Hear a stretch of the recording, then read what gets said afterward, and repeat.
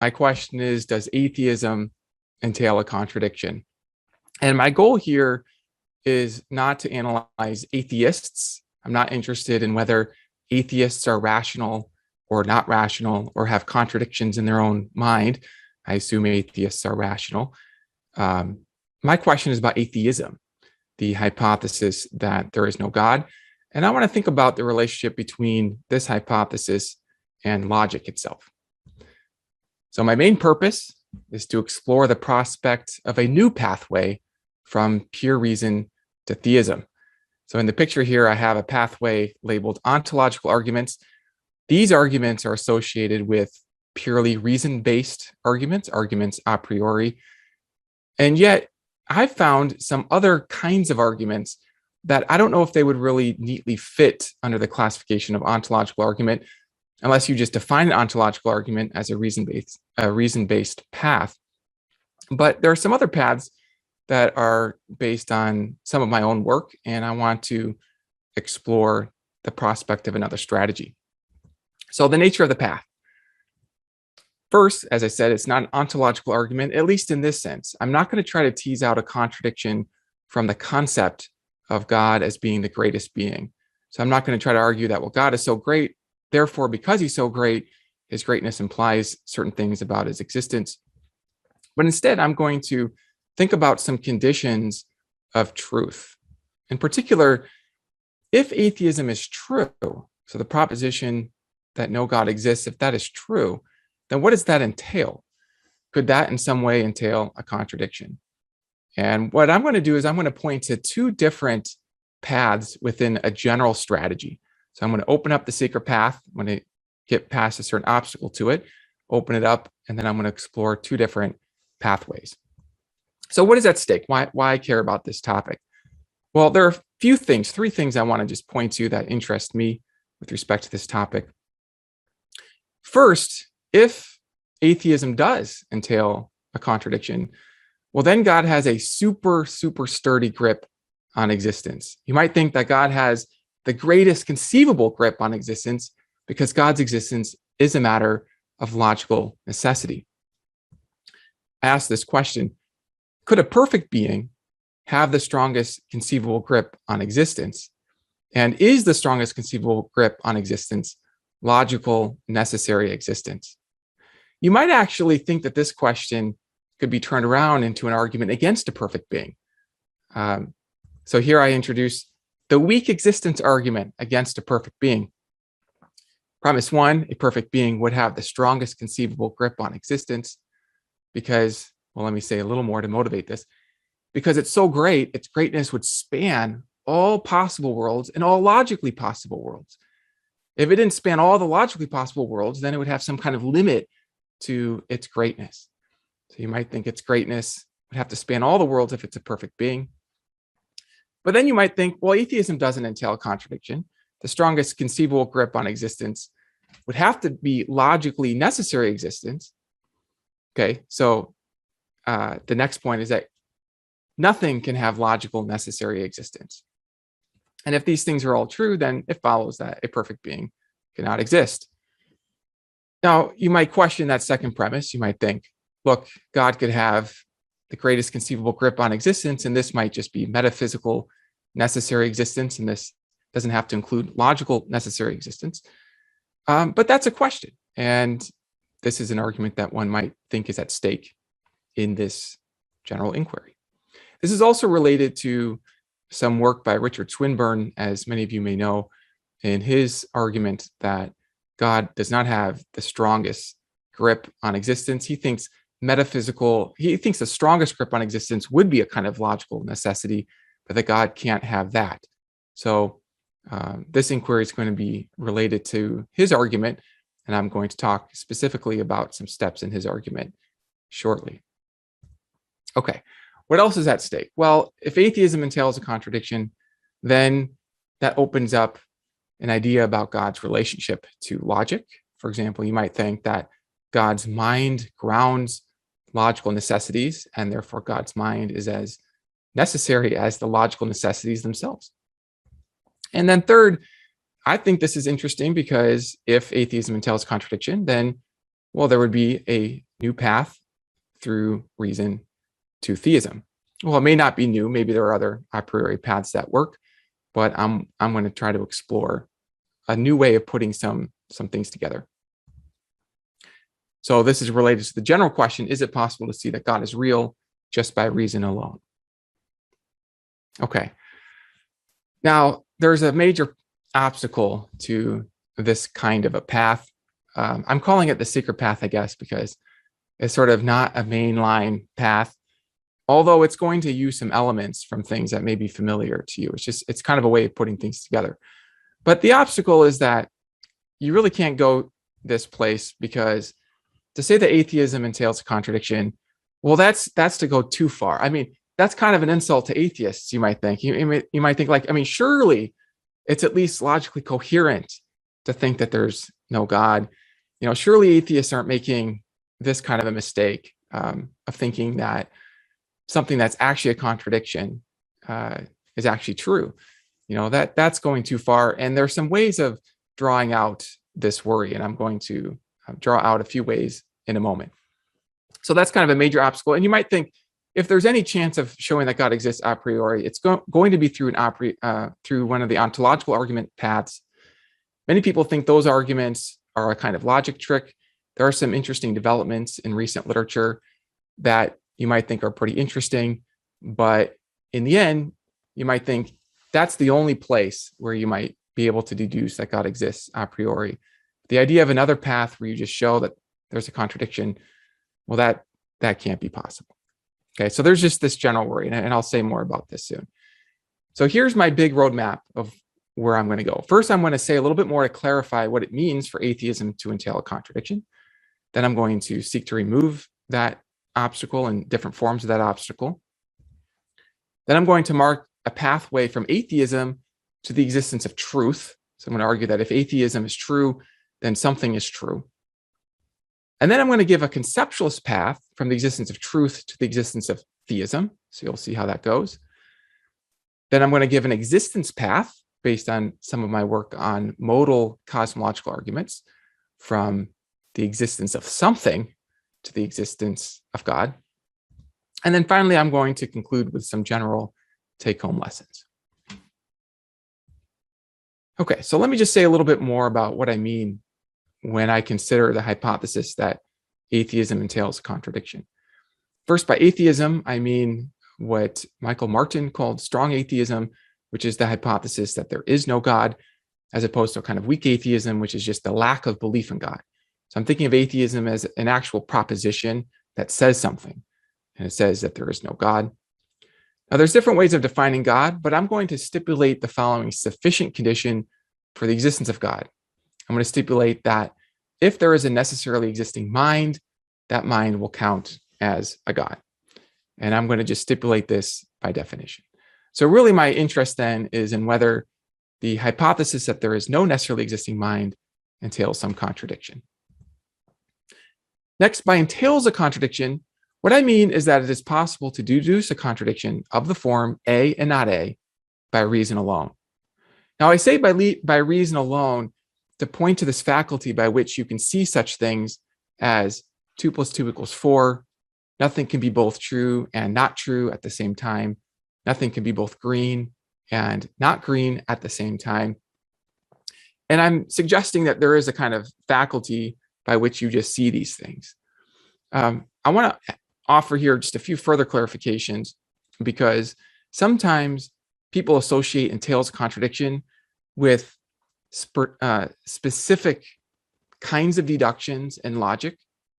And I think it's helpful to make just 4 different clarifications here. So first, I want to point out that the contradiction doesn't have to be an explicit contradiction of the form A and not A.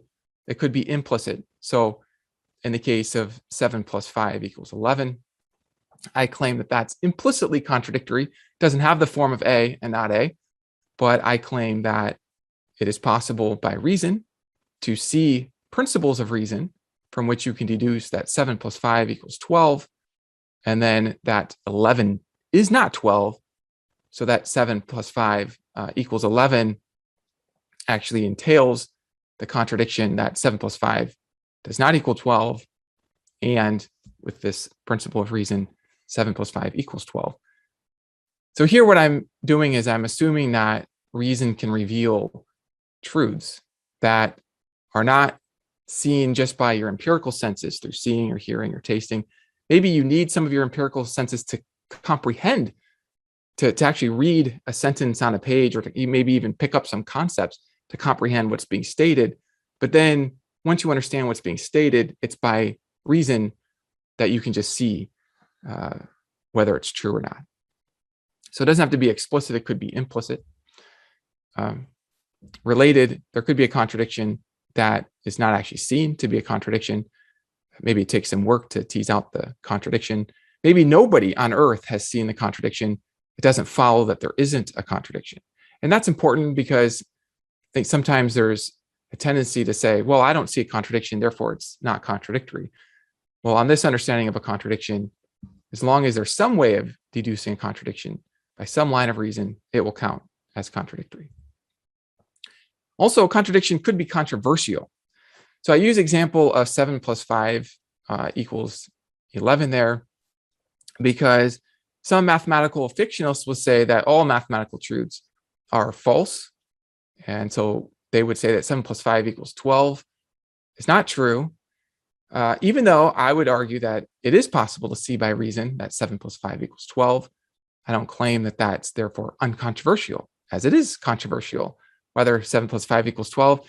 And it sort of turns out that everything that anybody has ever proposed turns out to be controversial. There's always somebody who's not so sure of that. I mean, even logical inferences, even modus ponens, even the law of non-contradiction, all those things can be controversial. And I don't claim that the controversy is due to irrationality. People could be rational or irrational, but it could be that there's just many, many things to consider. And there are reasons you might think that provide a kind of barrier to seeing what you might see without that barrier in place. And that barrier might be well motivated by certain philosophical reflections. So I think that's also an important point here, because I'm really interested in just purely the relationship between theism and logic, and not whether we can sort of force people on the pain of irrationality to see that something is true. And then finally, a deduction need not be limited to some particular canon of truths that human beings have sort of agreed upon. I've come to think that the notion of analytic truth, I mean, there's different ways of analytic truth. I'm not happy with any of the definitions that I've seen. Ultimately, I think analytic truths just are truths that are deducible from some canon of truths that people, it's sort of so obvious to so many people that we've sort of said, okay, these are the truths, and if we can deduce it from those truths, then we'll call it analytic. But I'm going to leave open the prospect. I'm not going to put limits on what truths can be deduced. Just whatever you can see by reason, that will count as a contradiction. So I hope that makes sense. Okay, so the obstacle to a contradiction. I'm going to address two worries. So first, there's just this general common worry that when we consider the proposition that there is no God, we don't really see a contradiction. Okay, we don't see any contradiction in that proposition. It doesn't have the form of a contradiction. Now, you can probably anticipate what I'm going to say here at this general level, just from the clarifications that I gave, which is that not seeing a contradiction is not the same as actually seeing that no contradiction could be deduced through some path of reason. So while we don't see a contradiction in a proposition, it does not follow that there's no way to derive a contradiction, perhaps through lines of reasoning that nobody has seen. I have a picture there of a pathway that goes out of sight. So maybe there's an entailment line that just goes out of sight. And so we want to be careful here not to make the mistake of inferring, I don't see how a contradiction could be deduced, so therefore I see that there can't be a contradiction. It's not as if somebody has to show that atheism is contradictory in order for one to be moved off of the belief that atheism is not contradictory. For all that one need, all one really needs to not believe that atheism is contradictory is to see that one doesn't see one way or the other a contradiction. So it's a further question whether a contradiction can be deduced.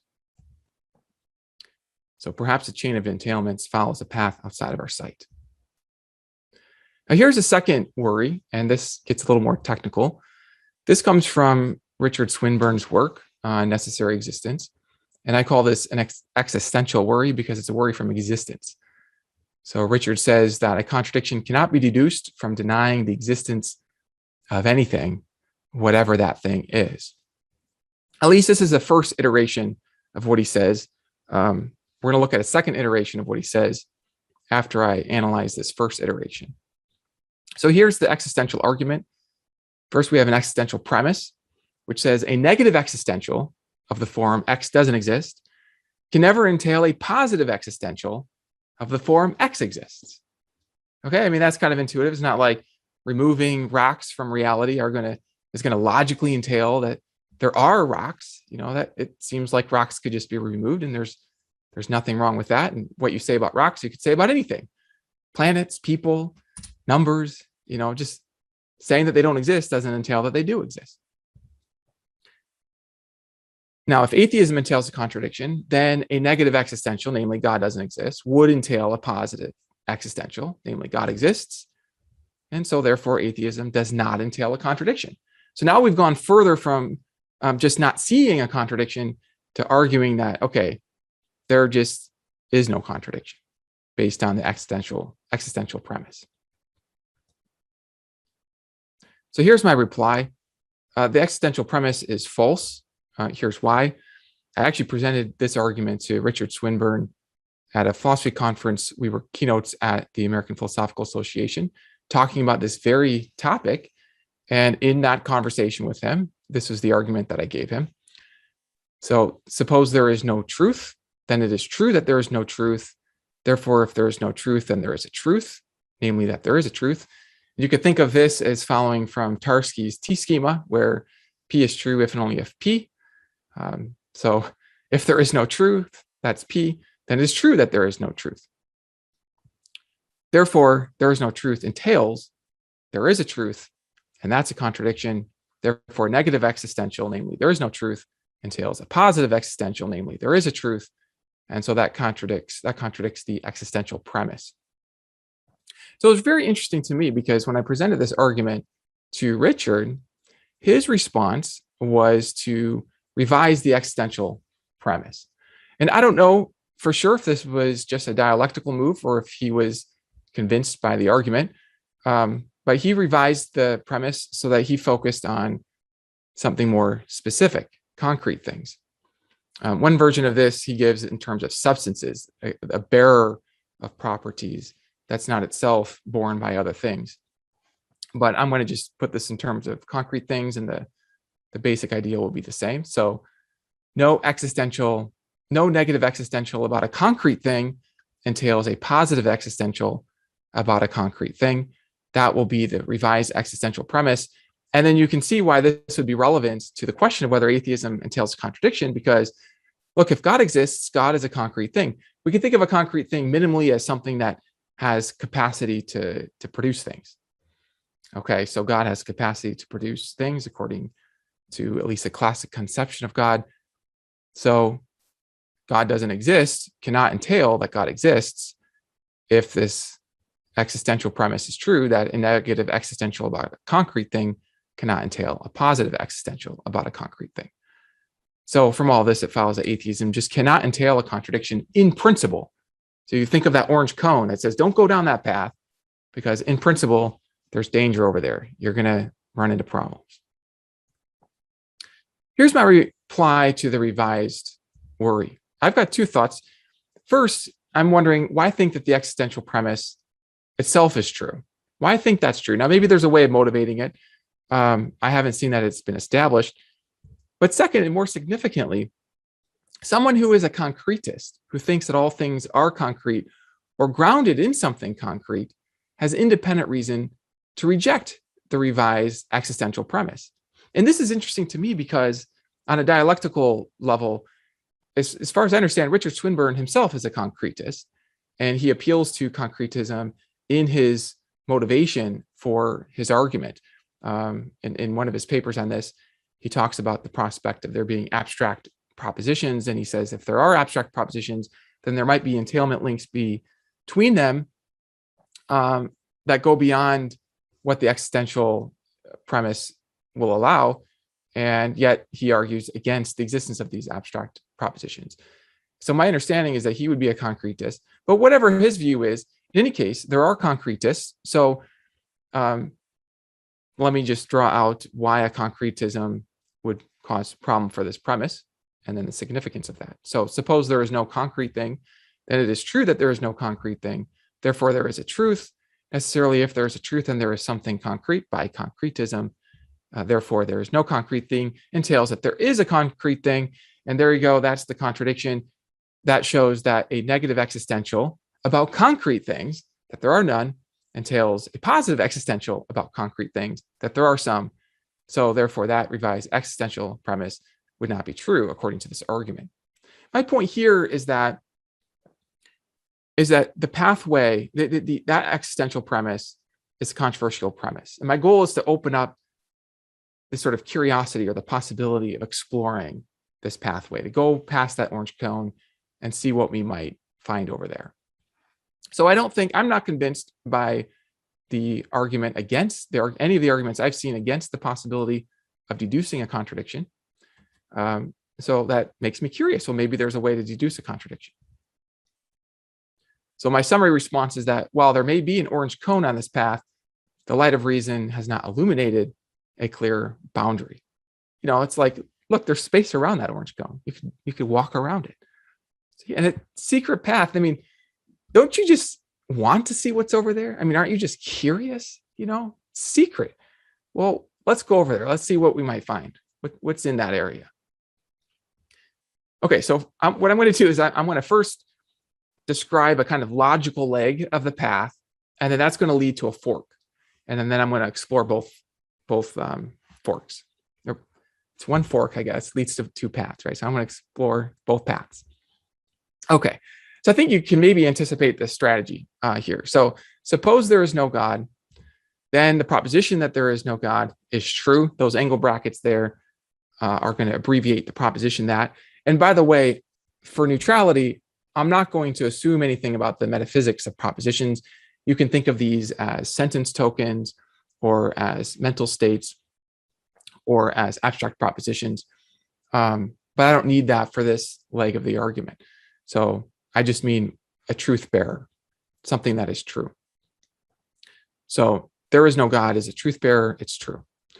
Therefore, if there is no God, then there is a truth. The truth is that there is no God.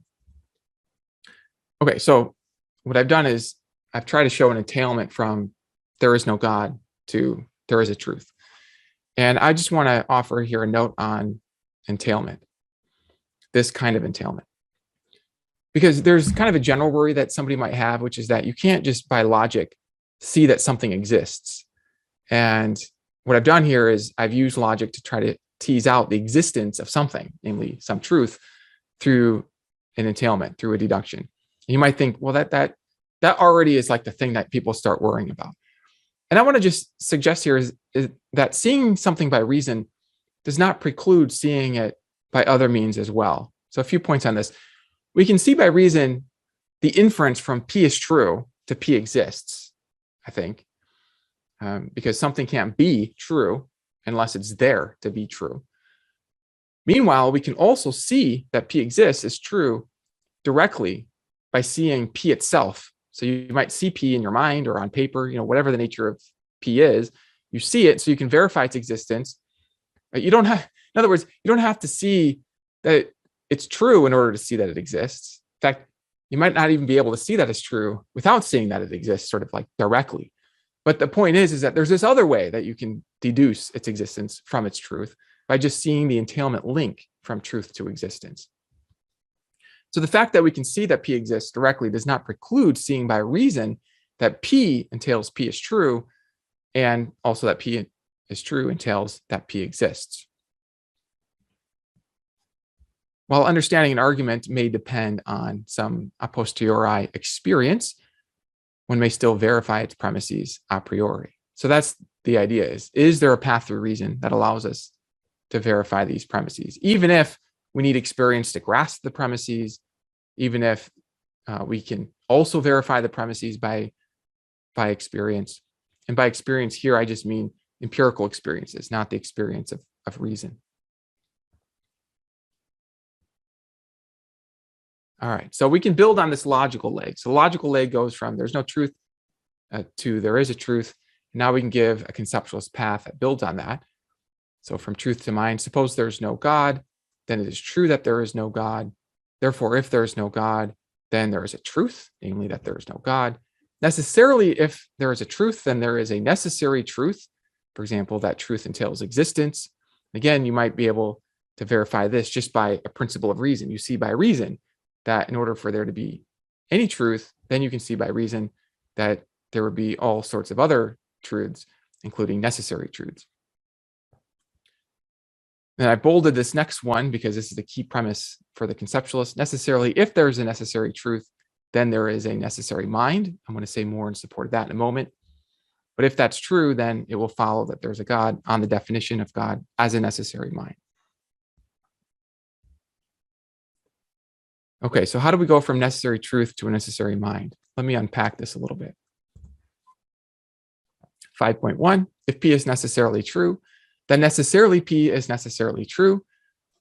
You might think of this as an interpretation of S4 logic, where the necessity property or operator is itself necessary. So if 2 + 2 = 4 is necessary, then it's necessary that 2 + 2 = 4 is necessary. 5.2, necessarily something cannot be true unless it exists. Therefore, if P is necessarily true, then necessarily P exists. And by the way, this is a abridged version of an article that I have called From Necessary Truth to Necessary Existence. So there's a lot of technical details behind the scenes, but I'm trying to just kind of give the overview feeling of the argument here. 5.4, I bolded this because this is the conceptualist premise. Necessarily, if a truth bearer exists, then that truth bearer depends on some mind. Now, let me be careful here to distinguish between the truth bearer and a truth maker. So think of, for example, my socks are on the floor. Okay. That maybe is made true by some socks out there. But there's something in addition to the socks, which is the truth bearer itself, the thing that is true, that my socks are on the floor. Okay. Now, my socks aren't actually on the floor. So it turns out that there's no truth maker there, but there is the truth bearer. The truth bearer in this case happens to be false, but there is the thing that my socks are on the floor. That thing is real. And you might think, well, what kind of a thing is that? How could that kind of a thing exist? Well, if you're a conceptualist, then you already have reason to think that things like that will be conceptual things dependent on a mind. Okay. Now, my goal here isn't to say that everybody has to take this path. I'm showing how somebody who is a conceptualist might already have independent reason to take this path. And then you can connect this path with the logical leg to get a bolder conclusion that atheism entails a contradiction. So this is a controversial step, but I think it is dialectically valuable because, after all, there are many atheists who are conceptualists. I know many atheists who are conceptualists. You don't have to believe in God to think that propositions depend on concepts, which in turn depend on a mind. You could have independent motivations for that. It's not that you have to appeal to theism to be a conceptualist in this sense. You can just appeal to general considerations of the nature of abstracta and concepts and minds. So if all that is right, then if truth bearers necessarily exist, then some mind necessarily exists. This would be a result from these premises. And this was the key premise that I bolded in the previous slide here. Necessarily, if there's necessary truth, there is necessary mind. And so therefore, it follows that there is no God entails that there is a necessary mind. Well, entails that there's a truth from which you can get truths about truths, including necessary truths. Then using conceptualism, that gives you a necessary mind, which is what I mean by God. Okay, so, maybe there's this path. Now, again, I'm not claiming that entailments have to be uncontroversial. Everything seems to be controversial in some respect, just that it's possible to see it by reason. And if you're a conceptualist, then you might be in a position to say, yes, this seems like something I see by reason. Therefore, I think there is a contradiction here. All right, one more path just to illustrate the general strategy, the existence path. This is based on some of my recent work on cosmological arguments, and in particular on the second part of a cosmological argument, which seeks to deduce or identify the nature of a necessary cause or foundation of things. So here again, we have the logical leg. Suppose there is no God, then it is true that there is no God. Necessarily, if it is true that there is no God, then something is true. So now we have the existence of something true. Now, if something is true, then something exists, right? So here we have, again, that premise that something can't be anything, let alone true, unless it's there to be something, right? So it exists. Again, I think it's really important to make sure you have in mind the difference between the truth bearer and the truth maker. A lot of people get stuck on this. They start thinking about the truth maker and they say, oh, no, something can be true even if there's no reality there. It's like, well, okay, there might be no reality that makes it true, depending on your view of truth makers, but there's still at least the thing there that is true, the truth bearer. So if all this is right, then there's no God entails that something exists. And then we can plug in the something exists into a classic argument from contingency. And this was a new thought for me. I hadn't really seen this until I had worked through, as I was writing my book, How Reason Can Lead to God, and I was working on the chapter on God's relationship to reason, it occurred to me that the conclusion of the contingency argument seemed to be that God has a kind of necessity that allows God to anchor all necessary truths, including even logical truths, given a certain logical path that I give, which I'm going to give in just a moment. And then from there, I realized that, okay, well, then it seems like there's got to be some way to show that God's non-existence is not even a logical possibility. So at that time, I thought, well, maybe God's non-existence is not a logical possibility, but you can't see by reason that it's not a logical possibility. That's why you can't run an ontological argument, putting aside some of these sort of contemporary moves that have opened up some new paths. But maybe you can run a cosmological argument to show that somehow, even if we can't do it, you can show that God exists through reason alone. But then I realized, well, maybe we can do it through this particular logical step, this logical leg. So here's how we complete the argument. I'm going to go do this pretty quickly because I'm just trying to illustrate the general strategy. But here's a two-stage cosmological argument. First, something exists. This was from the previous argument. Necessarily, if something exists, then the fact that something exists has an explanation in terms of a necessarily existing portion of reality. Why think that? Well, there's different arguments for this. Here's a proposition, which I'm going to just call P, that can maybe help motivate this through reason, because of course the whole goal is to see if we can verify each step just by reason. So the premise is that whatever can, consistent with reason, sort of without contradicting any principle of reason, have an explanation, does have some explanation. And you might think that this itself is motivated just by reason, that we can explain things. Things are explained as far as they can be explained. And when you just think about explanation and you just think about things just call for an explanation. And the only way we're going to make an exception is if there just can't be a further explanation. Okay, so maybe we can use this principle. And if this is a principle of reason, then it's a very powerful principle. We might argue that contingent things can, consistent with reason, have an explanation. And this might be motivated by a kind of insight into an irrelevant difference between contingent things. So like if a turtle exists, but it's a contingent thing, it can fail to be, then it seems consistent with reason that turtle could have a further explanation. If you change the number of legs on the turtle or you transform it into a giraffe or something, you might think just by reason that difference just can't be a relevant difference. Like by reason, it's like if the turtle could be explained, then so could the giraffe be explained. And by the way, this notion of explain, I mean it in a minimal way. I don't even mean that the explanation has to be a deterministic explanation, just that it could provide some illumination or some light on the thing to be explained. And so you might think that contingent things are sort of in the same boat. So if any of them can be explained, then all of them could be explained, and that all of them together can be explained. Then to avoid circularity, an explanation of all of them together it's going to be in terms of something that's not contingent, which then would have necessary existence. Since contingent things by definition lack necessary existence, an ultimate explanation of contingent things would have necessary existence. So that's a path that you might have from reason in support of that premise. Therefore, there is a necessarily existing portion of reality. I have a website, necessarybeing.com, that many people have taken this interactive survey to see if their beliefs already entail a necessarily existing portion of reality. Most people do.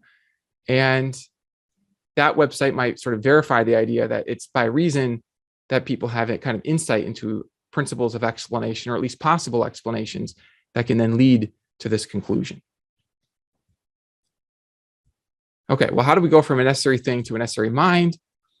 Here's a pathway that I've developed in my recent work. Necessarily and lacks arbitrary, unexplained limits, where a limit, let's just say, is some non-maximal quantitative feature, like being able to create 10 turtles. So we might motivate this using P again. Whatever can, consistent with reason, have an explanation, has some explanation. Limits can, consistent with reason, have an explanation. And again, you might appeal to a kind of irrelevant difference. If having 5 legs can be explained and having 10 legs can be explained, this sort of difference in number of legs might just sort of strike your mind as irrelevant to an explanation, to the possibility of an explanation. Then you combine that with P and you get an actual explanation. 10, necessarily, if N lacks cognitive powers, then N has some arbitrary, unexplained limit, maybe in its greatness or in its total causal power.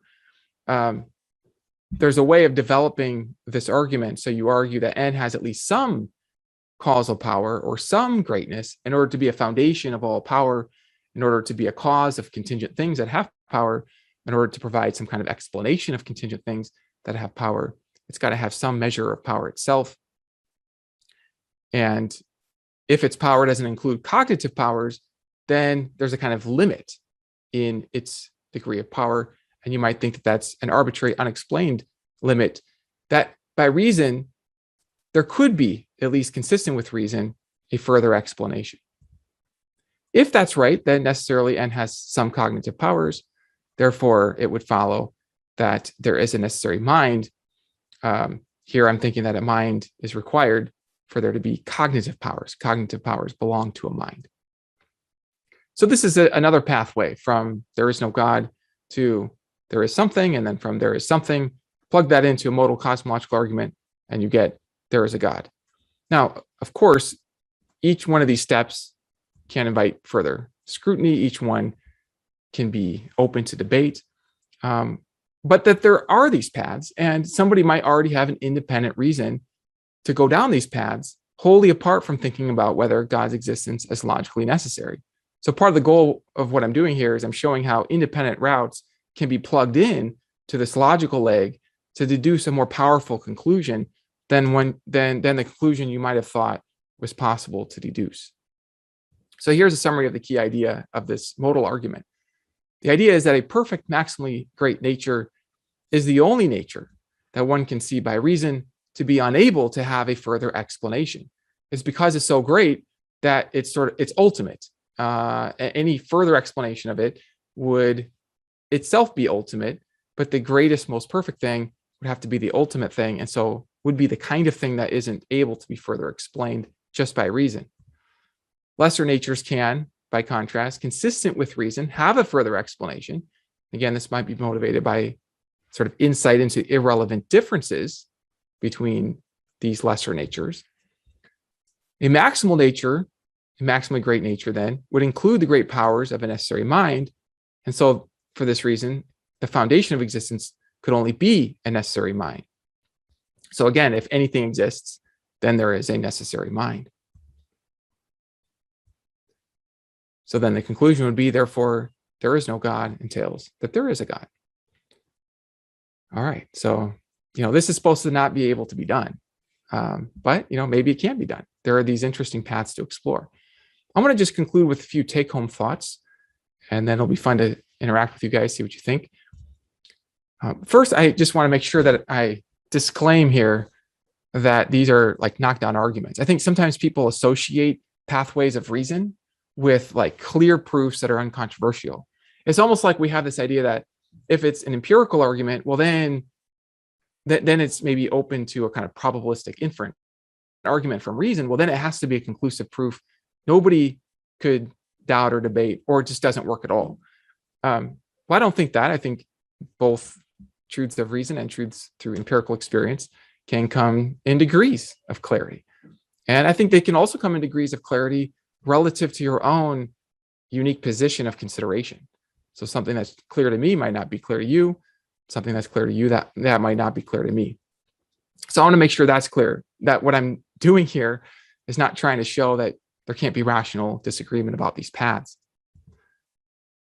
But second, I think these paths are very significant because these are paths that theists may already have reason to take. And I'm thinking now of theists who are skeptical of ontological arguments. Maybe you don't think any purely ontological argument works, or maybe you've got doubts about those. Or maybe you think some ontological argument does work, but you don't think there's any other path that can get you to a contradiction from atheism.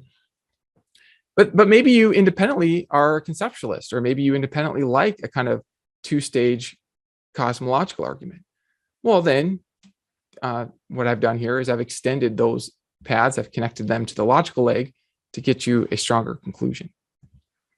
And there's a bonus result. If you take one of these paths, you get an opportunity to fill out your understanding of God's relationship to logic itself. So suppose God's existence is logically necessary.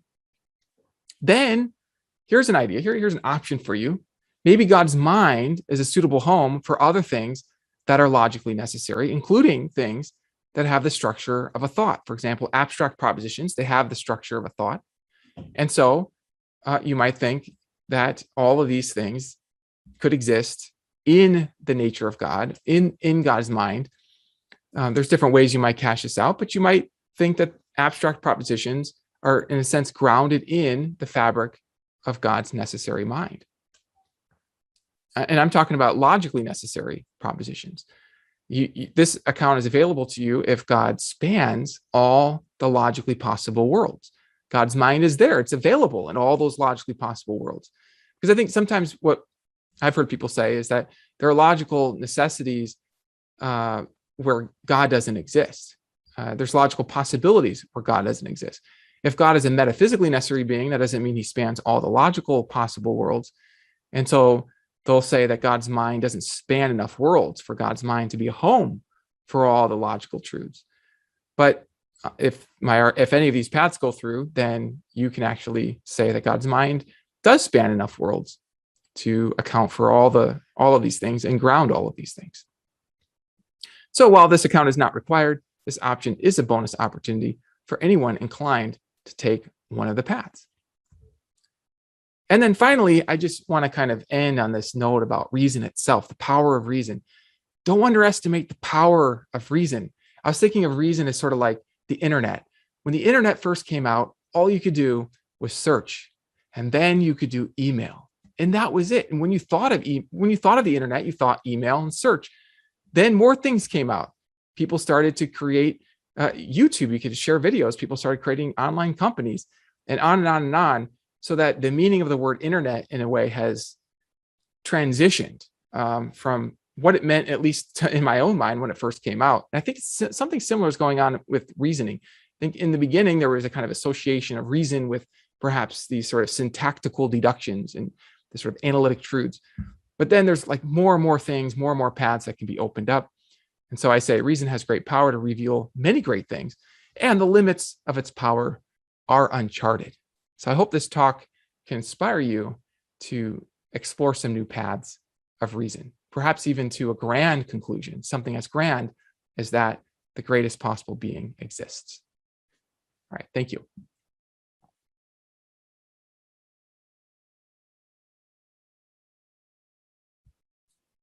Thank you. Yes. Thank you very much, Professor Rasmussen, for this rich presentation. And we have now some time for debate, so we are open to questions. And I think that Professor Pruss has a question, and after Professor Agnaldo. So Professor Pruss, please. So as you know, I'm very fond of your arguments, and these are no exception. I do have a worry about the first one. And it seems, let's take my example of a necessary truth as 2 + 2 = 4. Okay, so now that 2 + 2 = 4 is necessarily true seems to me to be ambiguous between two different claims. The first claim is that necessarily it is the case that 2 + 2 = 4 is true. The second is, it is true that necessarily 2 + 2 = 4, right? And the second one necessarily functions as an operator, and the first one, well, actually in both it functions as an operator, but in one case it's within the scope of truth and the other is outside the scope of truth. And now it seems to me that if you are attracted to a view on which truth bearers are contingent things, like sentence tokens and so on, then you will simply deny that there are any necessary truths in the first sense, in the sense where necessarily it is true, it is the case that it is true that 2 + 2 = 4. You'll just say, okay, here, it is true that necessarily 2 + 2 = 4. But it's the first one that's necessary to get, it's needed for the rest of your argument to work. Yes, so this is a very important objection, and it's interesting and tricky because there are a lot of things underneath the surface here. As you know, it's interesting. I was talking with Richard Swinburne about this particular argument, and I filled it out in terms of S4 logic. So in a more careful presentation, I made the argument that necessarily, let's say 1 = 1, and then by S4, you get necessarily 1 = 1. And then I had this argument that something can't be necessary unless it's true. And so I went from the necessity operator to a truth operator, and then truth entails existence. And so you get, by substitution, necessarily something exists. And it was interesting because Richard's response there was to question S4. He said that this seems to perhaps reveal a counterexample to S4. At least that's what he said at that time. Now, he hadn't had a chance to sort of mull over the argument. He was visiting us to give a talk, and I sort of chased him down and gave him this argument to get his reaction. But his reaction does suggest to me that there is something about how you interpret logic that's in play here. So I think one way you can get out of this argument is by interpreting the S4 logic in a schematic way without thinking that the operator is expressing a property of a thing. So, necessarily 1 = 1, that's not translated as there is this thing 1 = 1 that has this property of being necessary. So there is that move. I mean, I've in my book, Defending the Correspondence Theory of Truth, I developed this argument, and I have a chapter on propositions where I talk about that very interpretation of the logic, and I make the argument that the best interpretation of the operator is that it's expressing a property of a thing. But then maybe on that interpretation, maybe you could have some reason to doubt S4 or reinterpret S4. So there are certainly some different moves here that one can make. But I do think there is an open path. I mean, you might just find S4 intuitive, and you might think the best interpretation of it is going to be in terms of expressing a real property. And then from there, you can deduce the result. Does that help, Alex? Yeah. At all? Yeah. I mean, it's interesting that it's similar to actually denying S4 in a way, but not quite. But not So, quite, I mean, depending on how you interpret it. Yeah. Yeah, I mean, the operator move is compatible with having S4, right? Yes, that's right. Yes. And so then it comes down to how you understand those operators. Now I'm stretching my memory. I've got this article on the correspondence theory of truth where I also developed this, and I think it's in there. No, it might. No. It might be in my article From Necessary Truth to Necessary Existence. It might be in there where I talk about our use of language. Like if you say that it's true, well, what is the it referring to? Now, there's different ways of understanding this. If you say, John believes some things that are true, well, are there things there that he believes? John believes some things that are necessary. So I make an argument there from our use of language that when you say that it is true or it is necessary, there's an it there. There's something there that has truth. And that's actually how we would understand the operator. Necessarily, it is necessarily 1 + 1 = true. Necessarily 1 = 1. Necessarily 1 + 1 = 2. Those could be understood in terms of expressing a property of necessity that applies to a truth bearer. Then leaving open, because one of the points you're making here is, well, what if the truth bearer is a sentence token? Then there has to be a limit to where this argument can go. Well, maybe what it is that you start neutrally. You say, well, I'm going to leave open, maybe it is a truth bearer. And then you discover through the argument that it couldn't be, maybe it is a concrete sentence token, but then you discover through the argument that the concrete sentence token can't be the right kind of item that can play this role of truth bearer, given this reflection on this analysis of these operators. Can I make a suggestion here? It seems to me that, I take it to, I think sentence tokens are truth bearers, and I think you think so too. You just don't think they are like ultimate or fundamental truth bearers. And that suggests there may be a gap in your argument as formulated here, because here you have simply assumed, let's take this truth bearer, I'll prove it's a necessary being. But you don't actually believe that. You don't actually believe that every truth bearer is a necessary being. So it's an interesting question. Where in your argument then you use the ultimacy of the truth bearer? I think that's a great question. So my sense is that the ultimacy of the truth bearer comes into the interpretation of the modal operators that is required to make this inference in, let's see, in number 4. No, in number 3. There's no truth. It's true that there's no. Let's see. No, let's come down here.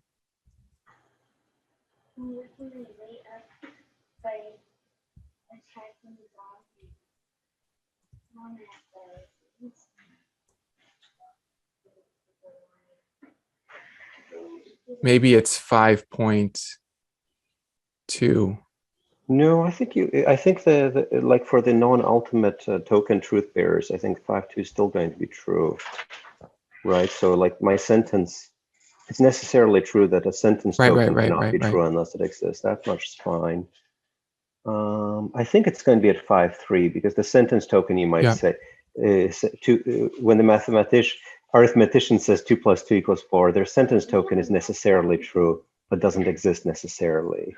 Yes, or it's the interpretation of 5.1 that allows you to deduce 5.3. Yeah. Yes, I think that's it. It's going to be in 5.1, and 5.1 is a kind of a condensed version of the argument in my article From Necessary Truth to Necessary Existence. Okay, I should shut up. There are more questions from other people. Well, that's helpful. I appreciate that. Thank you. Professor Agnaldo Portugal. Hello. Hi, Josh. It's very nice to see you again. It's wonderful to see you again. Yeah, I hope we can see in person another day. It is I look forward to that. Kind of means doesn't prevent us to see each other in person again one day. But thank you for your talk. I had 2 questions, very simple one probably. Simple ones. The first one is that you're arguing from the idea that God is a necessary mind, but that's compatible with the God of theism, as well. Yes. And how do you go from God as a necessary mind to the God of theism? Okay, so That's it's the not first one. enough. So you want me to do so much here. So it's not enough to show there's a contradiction and saying there's no necessary mind. I've got to get all the attributes. I don't know. I mean, maybe that path from perfection can get you more, right? Because here, let's jump down to there. The second stage of the modal cosmological argument. You guys are still able to see this screen. Is that correct? Just making sure. Yeah. Okay. Yeah. So you might think that anything less than the absolutely perfect being would have a nature that could, consistent with reason, have a further explanation. I see. That could be part of a cumulative argument. Yeah. I mean, I try to be modest. You know, I want to give people sort of the freedom to take these paths, not say too much. But here we do have a reasoning that maybe can give you more. Maybe can even get you what you would hope for. Right. The second one is there a difference between implicit contradiction and incoherence? Because people say that incoherence is the kind of when you have a contradiction that's not it becomes clearer. Is that what you mean by implicit contradiction? Yeah, I mean, I think it's a matter of terminology, but when people use the term incoherence, sometimes what I think they mean there is that there is some kind of contradiction, whether they can see it or not in their own minds. I kind of don't like that term incoherence. It feels too harsh. It's like saying, oh, your belief is incoherent. It's like, well, I mean, you know, is it incoherent to think that Goldbach's conjecture is not true? You know, well, you might not really be able to see that implicit contradiction at all. So, yeah, I think it's just a matter of terminology. All right. Okay, thank you. Professor Itala Dottaviano. We do not hear you, Professor. Maybe you could think contradictions as special kinds of incoherence. Don't you think? Yes. Some strict kinds of incoherence. Yeah. Well, I think, again, it will come down to definition. I mean, if you think of a contradiction, I'm thinking of a contradiction as, again, something that can be shown by reason to entail something of a form A and not A, through seeing principles of reason. So that's how I'm thinking about that. If you think of an incoherence as that, well, then it's just the same thing. I guess maybe when I think about it, this is just my own use of words. The term coherent, incoherent kind of reminds me of somebody's mental state. So like your mental state is coherent or your mental state is incoherent. Whereas when I think about whether a proposition, which maybe depends on a mental state, I guess it could be a mental state depending on your view of it, whether it entails a contradiction, I'm thinking of that maybe in a way that feels more neutral to me. Just like where do these links of entailment lead? Sort of whether it's in somebody's mind or not. So not sure if that's helpful or not, but that's how I tend to think about it.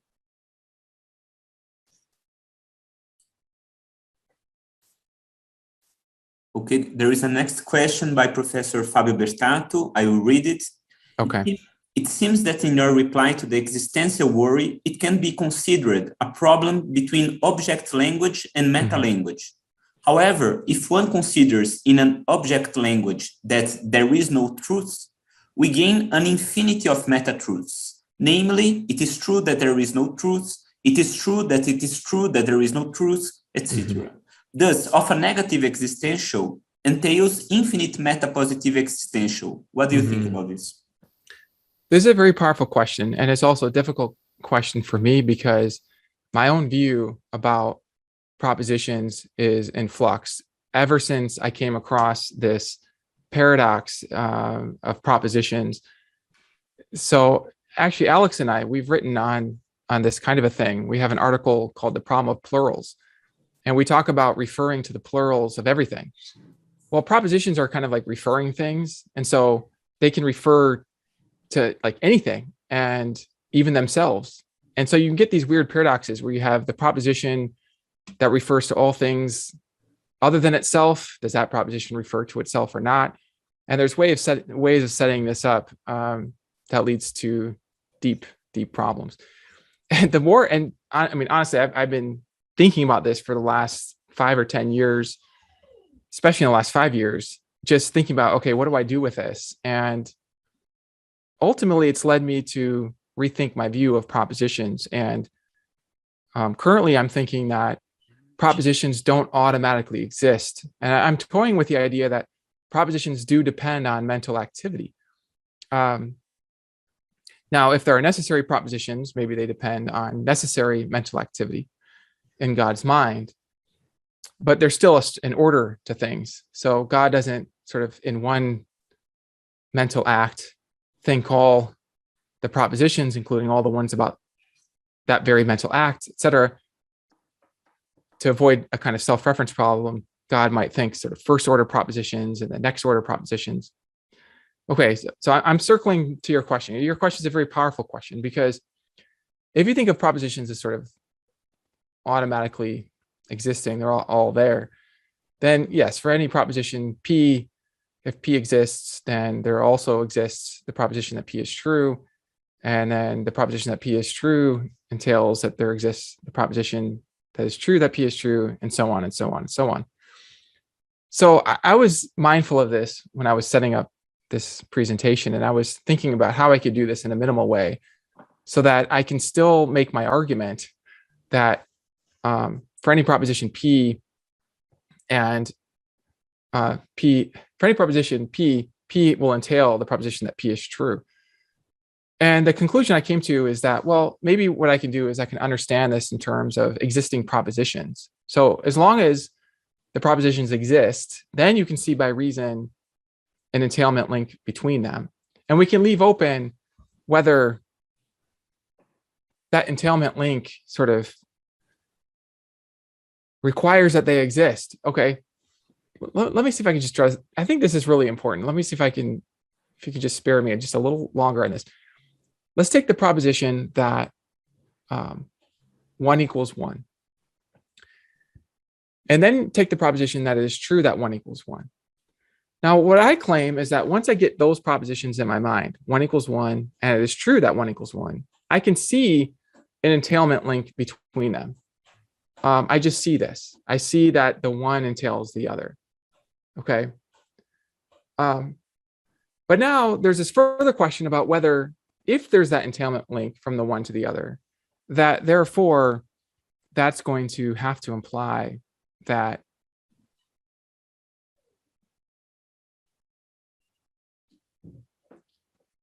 they both automatically exist. I want to say the necessary truths have a necessary existence, but that you can see the entailment without getting to the existential import. Yeah, go ahead. Please go ahead. Yeah. Okay, thank you. Yeah, no, I thought maybe you were going to add to that, but so this is a difficult question because I'm still thinking about what the minimal requirements are for this argument. I mean, it might be simple just to say, well, yeah, I mean, P entails P is true, entails P is true, et cetera, et cetera. But, what are the minimal metaphysical requirements for that entailment so that you can still deduce the entailments? So that's where I'm at on that, if that makes sense. Thank you very much. Okay, so if there is no further, oh, sorry, Giselle, you have a question? Yes, I do. Thank you so much, Dr. Josh Rasmussen. That was really inspiring to me. And I'd like to ask you two related questions, not so related, but the first is the second strategy involving existence is not so convincing as the first, at least in my opinion. Why don't you use some Bayesian reasoning instead of modal logical argument. I mean, this would be enough maybe to establish some weaker premises and some more modest conclusions, but weaker premises that you shouldn't, and then you shouldn't have to maintain two correlated arguments for the premise 5 of your argument if you had some more probabilistic reasoning. Why did you choose to hold a logical strictly argument? And the second one, this is the first question, and the second one is, it remembers me it's quite like, not the same, but it smells like the Plantingian argument against naturalism, where he it's an epistemic argument, yours is logical, a logical one, but assuming naturalism and evolution, you acquire a defeater for naturalism. Plantinga then hold that there's a defeater, but you didn't suggest something to atheism as well. I would like to hear from you what you think atheists should do if your argument is correct. Thanks. Yes, thank you. Those are great questions. Well, of course, one difference is that Plantinga's argument doesn't deduce a contradiction. It just deduces a kind of uncomfortable epistemic defeating of one's faculties, or an undercutting defeater. As for what an atheist should do in response to my argument, well, certainly they've got some different options. I mean, one thing they could do is just not take the paths, right? Deny the premises. Maybe they don't accept the conceptualist premise, or maybe they don't accept the principle of explanation. But then this leads to your first question, which is, why not give a more modest version of the argument? In particular, I could appeal to probability or Bayesian probability. And I appreciate that a lot. In fact, actually, I wrote this presentation out as an article, which I've submitted to a journal. And in that article, I actually give the explanation path in terms of a more modest form, so that it's, well, I say normally facts of this type are going to have an explanation. And so one could see by reason a kind of probabilistic support. And then this could give one a reason to think that atheism, well, let's see, that would that be an entailment? See, I guess that's where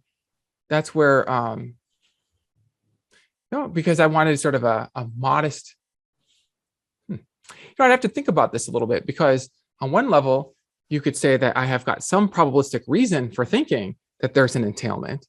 On another level, I could say, no, there actually isn't an entailment there, but there's just a probabilistic link. And so what I want to show is not just that there's a probabilistic link, but that there actually is an entailment. But maybe what your suggestion does is it invites me to consider probabilistic evidence for the entailment itself. So that's a nice point. I appreciate that. Yes. Okay, thanks. Thank you. Okay, so in order to finish, Professor Aitala has another question. Joshua, first of all, many thanks for the very interesting talk.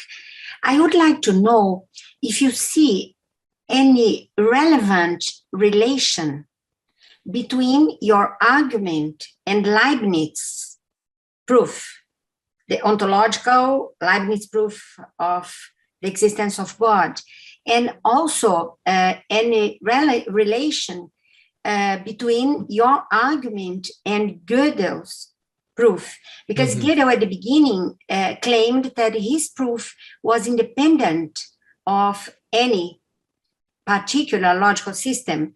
But when Dana Scott presented his version of Gödel's proof, it was introduced by using, I'm not sure if S4 or S5 a model system.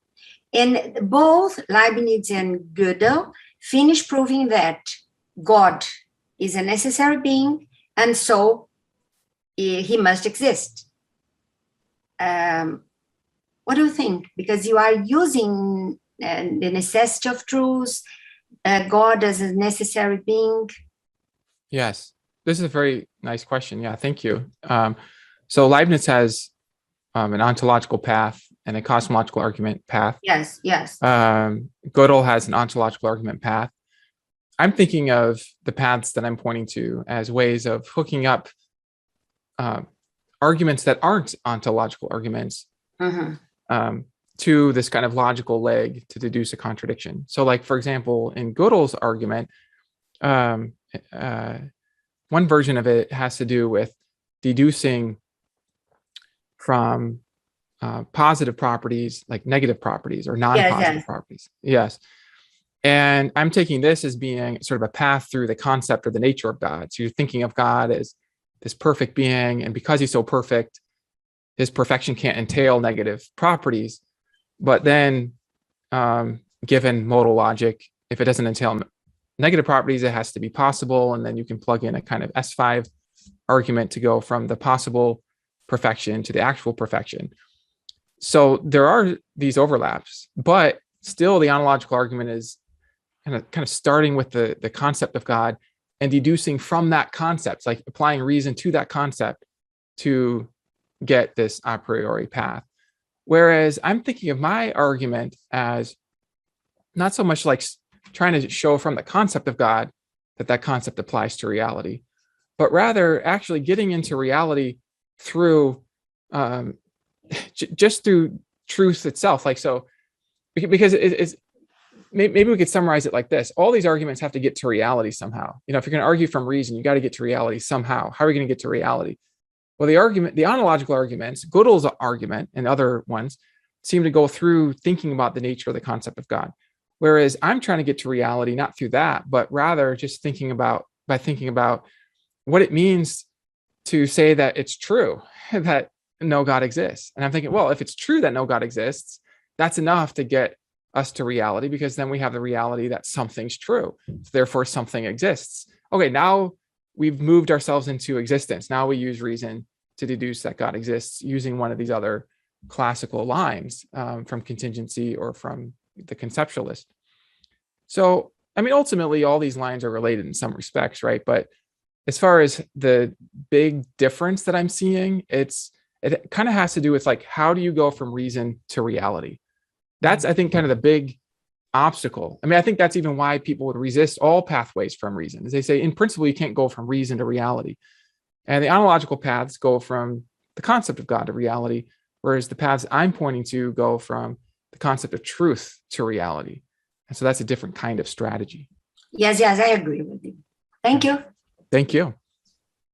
So I think we should end in order to have a break, but I will just read a comment by Professor Pruss, if you want to briefly comment on it. He gives a suggestion: instead of using S4, use what one might call ultra-weak S4. So there is at least one P such that necessarily P. So ultra-weak S4 is uncontroversial and holds in any model logic with necessitation and at least one theorem. I appreciate that. Do you want to comment on it? Yes, and then I think that will help us to tease out the sort of substantial metaphysical interpretation or implication of S4. And so, I appreciate that. That's a helpful point. Thank you, Alex.